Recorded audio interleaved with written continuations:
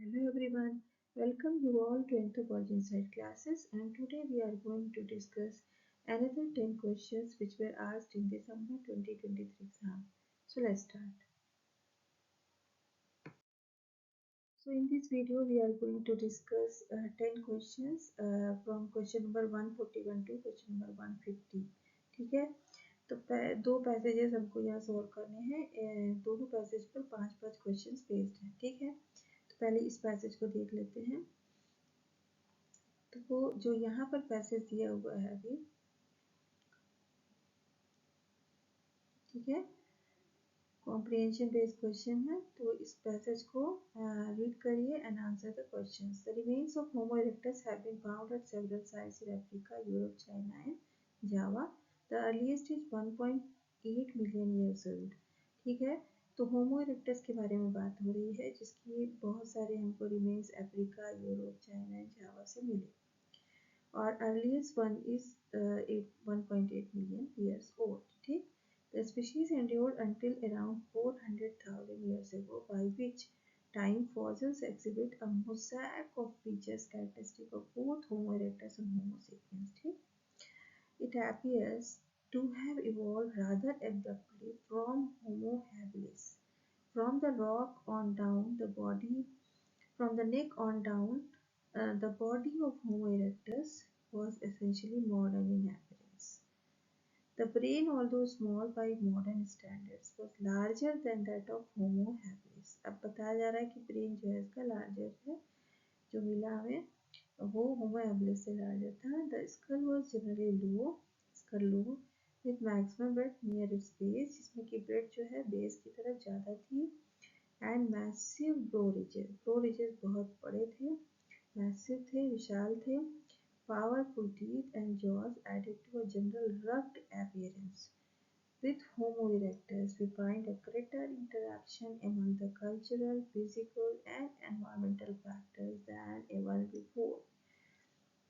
तो Homo erectus के जो fossils मिले, उससे हमें पता चला कि ज़्यादा इंटरेक्शन उसका एनवायरनमेंट के साथ था, उसमें कल्चरल एंड फिजिकल फैक्टर्स के साथ हमें इंटरेक्शन ज़्यादा देखने को मिला in case of Homo erectus than ever before. Means उसके पहले Homo habilis and then Australopithecus की जो स्पीशीज मिली थी, उसमें जो है इंटरेक्शंस कम मिले विद एनवायरमेंटल फैक्टर्स और physical and cultural factors. Okay, sign of Homo erectus developing technology was the selection of different stone for different tools and the use of wires for protection, warmth, light, thawing frozen carcasses and cooking.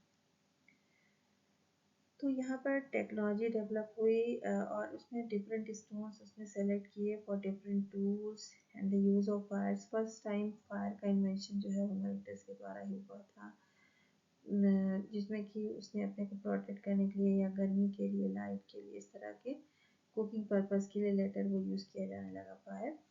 तो इस तरह इसकी invention हुई। Then cooking is a significant cultural adaptation because it took the place of certain physical adaptations such as large heavy jaws and teeth. Since cooked food is easier to chew, तो क्या है, उसके पहले लोग raw खाते थे तो उसमें हैवी टीथ रहता था, लेकिन धीरे धीरे जब कुक करने लगे तो आगे की स्पीशीज़ में हमको टीथ जो है इन कंपैरिजन जो अर्ली स्पीशीज़ थी उसमें छोटे मिलने लगे। ठीक है, जो मैसिव टू जॉज थे या हैवी जॉज थे वो धीरे धीरे छोटे होने लगे। From France we get the evidence of the building of huts. Huts की बिल्डिंग के भी प्रमाण मिलते हैं ड्यूरिंग द होमो इरेक्टस। जो टाइम था होमो इरेक्टस उस समय हमको हट्स के भी प्रमाण मिल रहे हैं, हट बिल्डिंग के, and making non-utilitarian artifacts, non-utilitarian artifacts, ठीक है, non-utilitarian artifacts by Homo erectus. And from Spain comes the evidence of cooperative efforts to kill large amount of game. यहाँ गेम करने का मतलब है कि हंटिंग, ठीक है, बिग गेम हंटिंग। तो बिग गेम हंटिंग के भी जो टोराल्बा एम्ब्रोना स्पेन की साइड थी, वहाँ से हमको बिग गेम हंटिंग के प्रमाण मिलते हैं। ठीक है, इसी तरह टेरा अमाटा जो है वहाँ पर हमको हट के प्रमाण मिलते हैं। तो ये इस तरह हम देख सकते हैं कि होमो इरेक्टस की जो टाइम पीरियड था उस समय उसने फायर का इन्वेंशन किया, वहाँ पर हट बिल्डिंग के भी प्रमाण मिल रहे हैं, और जो है पीकेएम हंटिंग के भी प्रमाण मिल रहे हैं स्पेन से। ओके, ठीक है। तो यहाँ पर देख लेते हैं, cooking is significant factor because to replace certain nitrogen such as heavy pictures is book produced from France we get the evidence of hut building। Hut building के प्रमाण हमको फ्रांस से मिल रहे हैं। And making non utilitarian artefacts, ठीक है, वहाँ नॉन यूटिलिटेरियन आर्टिफैक्ट्स के भी प्रमाण मिल रहे हैं जिनकी यूटिलिटी नहीं थी by the homo erectus. And from Spain come the evidence of cooperative hunting. ठीक, तो कोऑपरेटिव जो भी गेम हंटिंग के भी प्रमाण मिलते हैं जिसमें कि टोराल्बा एम्ब्रोना आता है। Okay, then Homo erectus improved organizational, technological and communicative abilities led to more effective hunting and greater ability to modify the environment in advantageous ways. As a result, this group of hominins increased in number and expanded spatially। तो इस तरह ये expand किए, geographically expand किए different regions में, क्योंकि इनकी technological communicative abilities जो है, ऑर्गेनाइजेशनल एबिलिटीज़ से ज़्यादा इफेक्टिव हंटिंग कर पाते थे, और ग्रेटर एबिलिटी थी इनकी कि एनवायरनमेंट को ये मॉडिफाई कर सकते थे इन एडवांटेजियस वेज, जिससे कि कल्चर की डिफरेंट फॉर्म्स की उत्पत्ति हुई। ठीक, तो इसी पे बेस्ड है यहाँ पर क्वेश्चंस देख लेते हैं। Which of the following did not help Homo erectus in expanding their spatial base? जैसा कि यहाँ हम लोगों ने पढ़ा कि expand and spatially, तो स्पेशली एक्सपैंड करने में कौन सी ऐसी चीज़ थी जिसने उनको हेल्प नहीं की?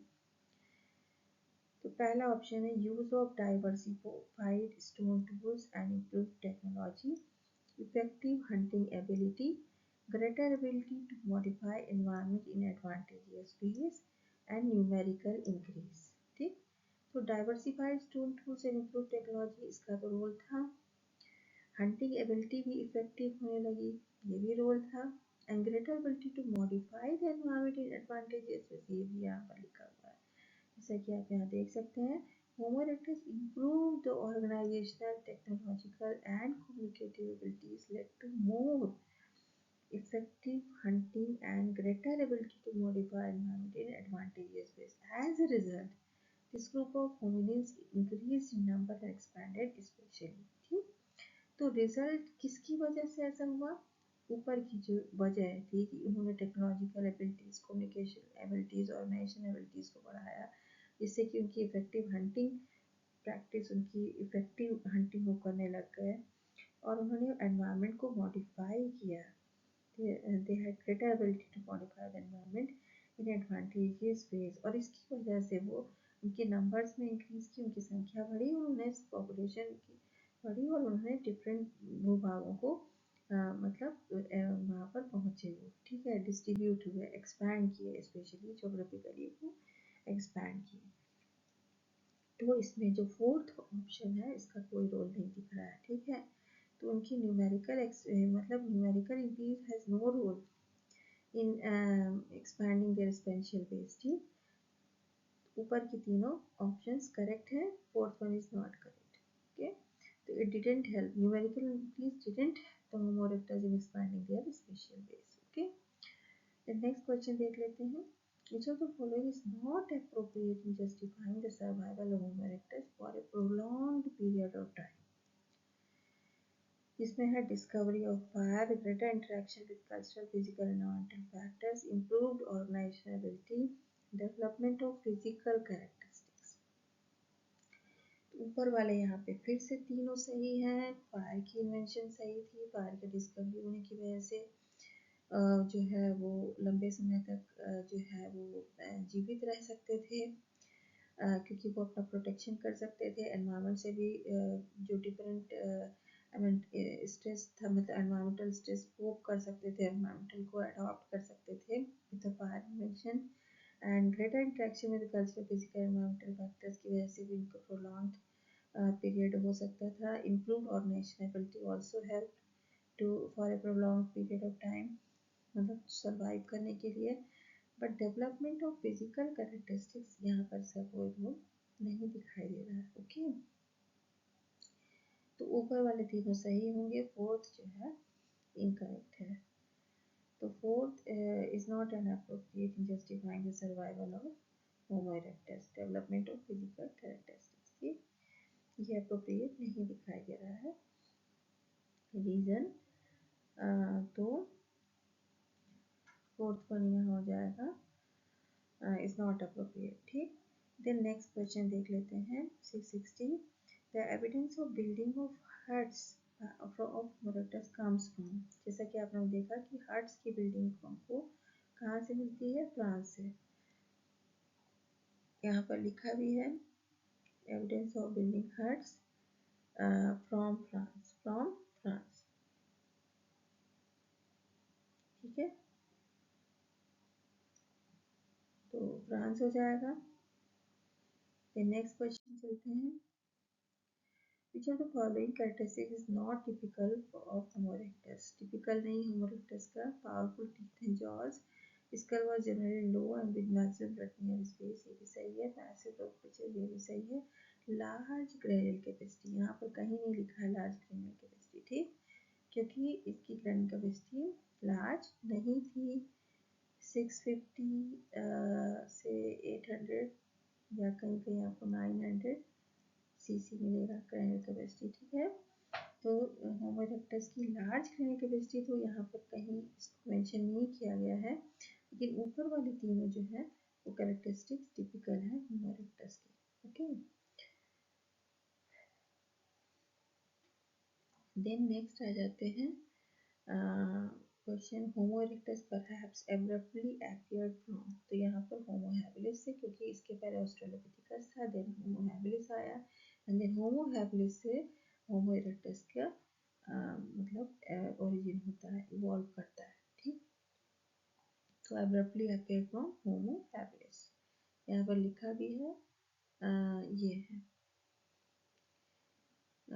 abruptly evolved. It appears to have evolved rather abruptly from Homo habilis. Okay, तो इस तरह ये पैसेज खत्म हुआ. नेक्स्ट पैसेज को देखते हैं.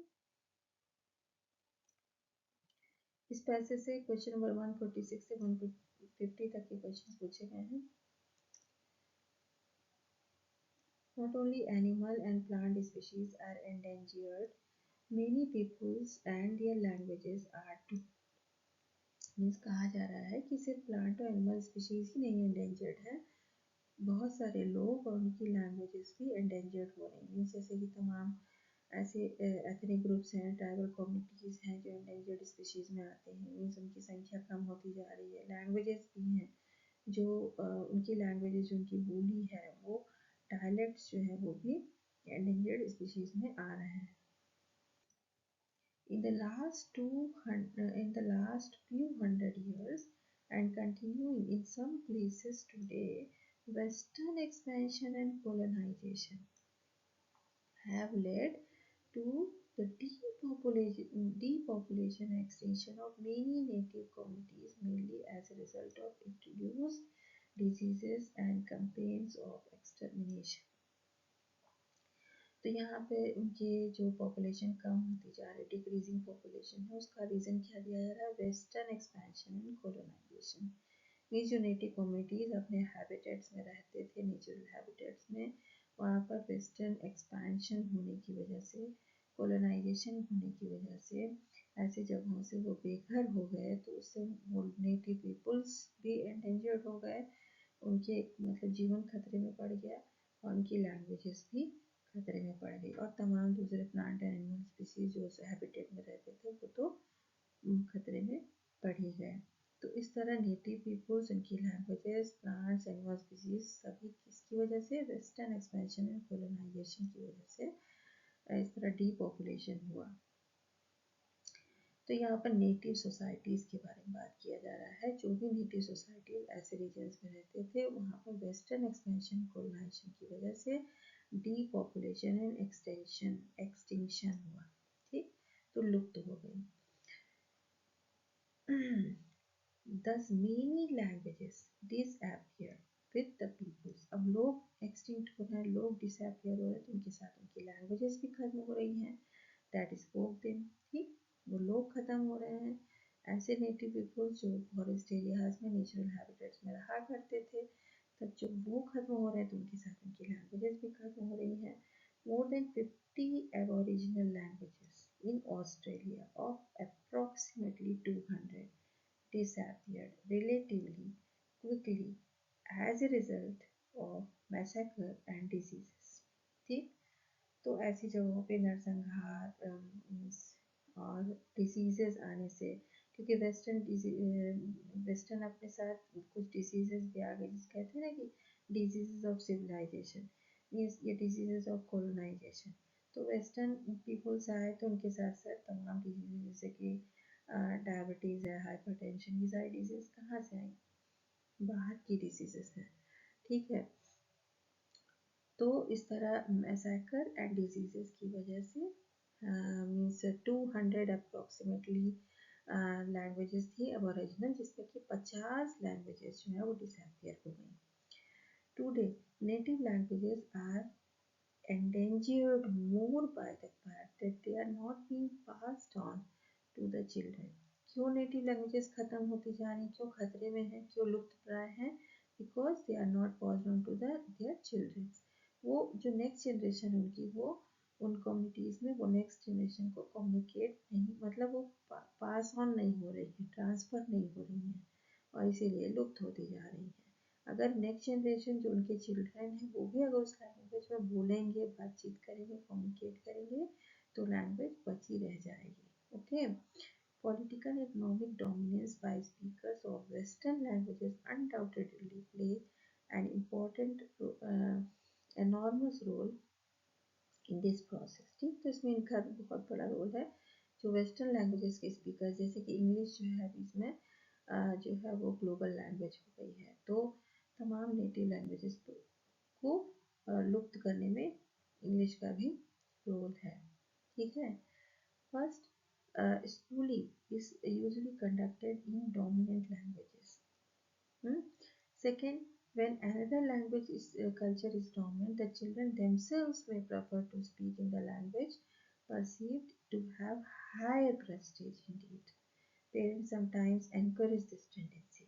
ठीक, तो चिल्ड्रन भी प्रेफर करते हैं क्योंकि उनको हाई प्रेस्टीज मिलता है अगर वो दूसरे लैंग्वेज में, जो डोमिनेंट लैंग्वेजेस है उसको भी स्पीक करते हैं। तो almost all the languages of aboriginal Australia is now gone. This is a world wide trend, ये पूरे विश्व में यही चल रहा है। Michael cross, a linguist who tracks disappearing languages, estimates that 90% of the world languages are endangered। तो Michael cross जो है उन्होंने ये मतलब ट्रैक किया है, उन्होंने एस्टिमेट निकाला है कि 90% लैंग्वेजेस पूरे विश्व की जो लैंग्वेज है उसकी 90% जो है एंडेंजर्ड हो रही है। क्यों? क्योंकि जो इंग्लिश जैसी जो ग्लोबल लैंग्वेज है, डोमिनेंट लैंग्वेजेस है, जो कोलोनाइजेशन के बाद भी हावी हो गए, वेस्टर्नाइजेशन के बाद पूरे विश्व में, तो इन्हीं का बोलबाला है, लोग इसी में पढ़ना और आगे बढ़ना चाहते हैं, ये डोमिनेट कर रही है। तो इसकी वजह से जो नेटिव लैंग्वेजेस हैं वो लुप्त प्राय हो गई हैं, कई एक्सटिंक्ट हो गई और कुछ एक्सटिंक्ट होने की कगार पर है, एंडेंजर्ड है, ठीक है। Here is another example, only 2 of the 20 native Alaskan languages are currently being taught to children।